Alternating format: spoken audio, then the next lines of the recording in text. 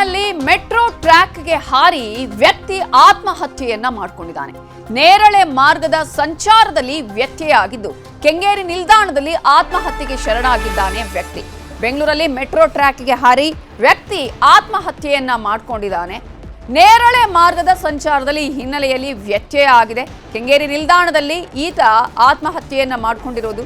ಮೈಸೂರು ರಸ್ತೆಯಿಂದ ಚಲ್ಲಘಟ್ಟಕ್ಕೆ ಸಂಚಾರ ಇದೀಗ ಸ್ಥಗಿತ ಆಗಿದೆ. ಬೆಳಗ್ಗೆ 8 ಗಂಟೆಯ ಸುಮಾರಿಗೆ ಈ ಘಟನೆ ನಡೆದಿರೋದು. ಮೆಟ್ರೋ ಸಂಚಾರದಲ್ಲಿ ವ್ಯತ್ಯಯ ಆಗಿದ್ದು ಪ್ರಯಾಣಿಕರು ಪರದಾಟವನ್ನ ಮಾಡಿದ್ದಾರೆ. ಈಗ ಅಲ್ಲಿ ಕಾರಣ 8 ಗಂಟೆಯ ಸುಮಾರಿಗೆ, ಯಾಕಂದ್ರೆ ಆ ಸಂದರ್ಭದಲ್ಲೇ ಕೆಲಸ ಕಾರ್ಯಗಳಿಗೆ ಹೋಗುವವರು, ಕಚೇರಿಗಳಿಗೆ ಹೋಗುವವರು ಎಲ್ಲರೂ ಕೂಡ ಜಾಸ್ತಿ ಸಂಖ್ಯೆಯಲ್ಲಿ ಮೆಟ್ರೋದಲ್ಲಿ ಪ್ರಯಾಣ ಮಾಡ್ತಾರೆ. ಆದರೆ ಇದೀಗ ಮೈಸೂರು ರೋಡಿಂದ ಚಲ್ಲಘಟ್ಟಕ್ಕೆ ಸಂಚಾರ ಸ್ಥಗಿತಗೊಳಿಸಲಾಗಿದೆ.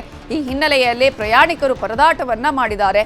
ಮೆಟ್ರೋ ಟ್ರೈನ್ ಹರಿದು ವ್ಯಕ್ತಿ ಸಾವನ್ನಪ್ಪಿದ್ದು ಸ್ಥಳದಲ್ಲಿ ಕೆಂಗೇರಿ ಪೊಲೀಸರು ಪರಿಶೀಲನೆಯನ್ನ ಮಾಡ್ತಾ ಇದ್ದಾರೆ. ನೇರಳೆ ಮಾರ್ಗದ ಸಂಚಾರದಲ್ಲಿ ಇದೀಗ ವ್ಯತ್ಯಯ ಆಗಿದೆ. ಕೆಂಗೇರಿ ನಿಲ್ದಾಣದಲ್ಲಿ ವ್ಯಕ್ತಿ ಆತ್ಮಹತ್ಯೆಗೆ ಶರಣಾಗಿರೋದು. ಮೆಟ್ರೋ ಟ್ರ್ಯಾಕ್ಗೆ ಹಾರಿ ಆತ ಆತ್ಮಹತ್ಯೆಯನ್ನ ಮಾಡಿಕೊಂಡಿರೋದು ಈಗಾಗಲೇ ನಾವು ಗಮನಿಸ್ತಾ ಇದ್ದೀವಿ. ಇಂತಹ ಅನೇಕ ಘಟನೆಗಳು ನಡೆಯುವಂತಹ ಕಾರಣಕ್ಕಾಗಿ ಈಗಾಗಲೇ ಅಲ್ಲಿ ಒಂದು ರೀತಿಯ ಡೋರ್ಗಳನ್ನು ಹಾಕುವಂತಹ ಪ್ರಯತ್ನಗಳನ್ನು ಕೂಡ ಕೆಲವು ಲೈನ್ಗಳಲ್ಲಿ ಮಾಡ್ತಾ ಇರೋದನ್ನು ನಾವು ಗಮನಿಸ್ತಾ ಇದ್ದೀವಿ.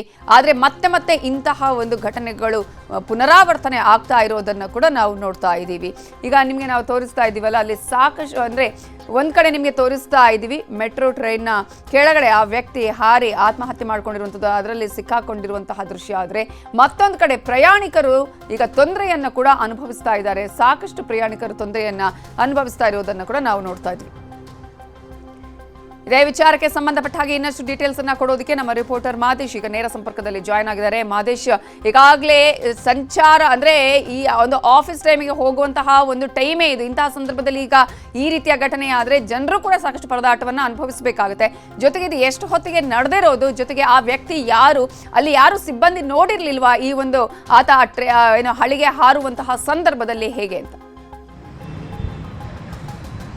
ನವಿತಾ, ಬೆಳಗ್ಗೆ 8 ಗಂಟೆ ಸುಮಾರಿಗೆ ಈ ಒಂದು ಘಟನೆ ನಡೆದಿದೆ ಅನ್ನುವಂಥ ಮಾಹಿತಿಗಳು ಲಭ್ಯ ಆಗ್ತಿದೆ. ಅಂದರೆ ಸಾಮಾನ್ಯವಾಗಿ ನೀವು ಹೇಳಿದಾಗೆ ಇದು ಪೀಕ್ ಅವರ್. ಈ ಸಂದರ್ಭದಲ್ಲಿ ಆಫೀಸ್ಗೆ, ಕಚೇರಿಗೆ ಅಲ್ಲಿ ಇಲ್ಲಿ ಹೋಗುವಂಥವ್ರು ಸಾಕಷ್ಟು ಜನ ಹೋಗ್ತಿರ್ತಾರೆ. ಹೀಗಾಗಿ ಈ ಒಂದು ಘಟನೆಯಿಂದ ಸದ್ಯಕ್ಕೆ ನೇರಳೆ ಮಾರ್ಗದಲ್ಲಿ ಪ್ರಯಾಣಿಕರು ಪರದಾಡುವಂಥ ಪರಿಸ್ಥಿತಿ ನಿರ್ಮಾಣ ಆಗಿದೆ. ಮೈಸೂರು ರಸ್ತೆಯ ಮೆಟ್ರೋ ನಿಲ್ದಾಣದವರೆಗೆ ಮಾತ್ರ ಒಂದು ನೇರಳೆ ಬಣ್ಣದ ಮೆಟ್ರೋ ಓಡಾಟ ಮಾಡುವಂಥ ಕೆಲಸವನ್ನು ಮಾಡಲಾಗುತ್ತೆ.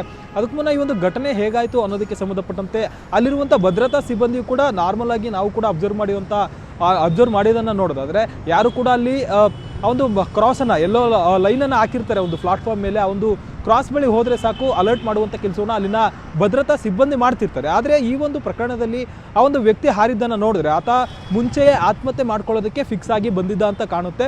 ಮೆಟ್ರೋ ಬರೋವರೆಗೂ ಕೂಡ ಆತ ಸಾಮಾನ್ಯವಾಗಿ ನಿಂತಿರ್ತಾನೆ. ಯಾವಾಗ ಮೆಟ್ರೋ ಬರುವಂಥ ಸಂದರ್ಭದಲ್ಲಿ ಏಕಾಏಕಿ ಮೆಟ್ರೋಗೆ ಆತ ಹಾರಿದ್ದಾನೆ ಅಂತೇಳಿ ಗೊತ್ತಾಗಿದೆ. ಸದ್ಯಕ್ಕೆ ಘಟನಾ ಸ್ಥಳಕ್ಕೆ ಕೆಂಗೇರಿ ಪೊಲೀಸರು ಮಾಹಿತಿ ಬಂದ ಕೂಡಲೇ ಕೆಂಗೇರಿ ಪೊಲೀಸರು ಘಟನಾ ಸ್ಥಳಕ್ಕೆ ಭೇಟಿ ನೀಡಿ ಪರಿಶೀಲನೆ ಮಾಡುವಂಥ ಕೆಲಸವನ್ನು ಮಾಡ್ತಿದ್ದಾರೆ.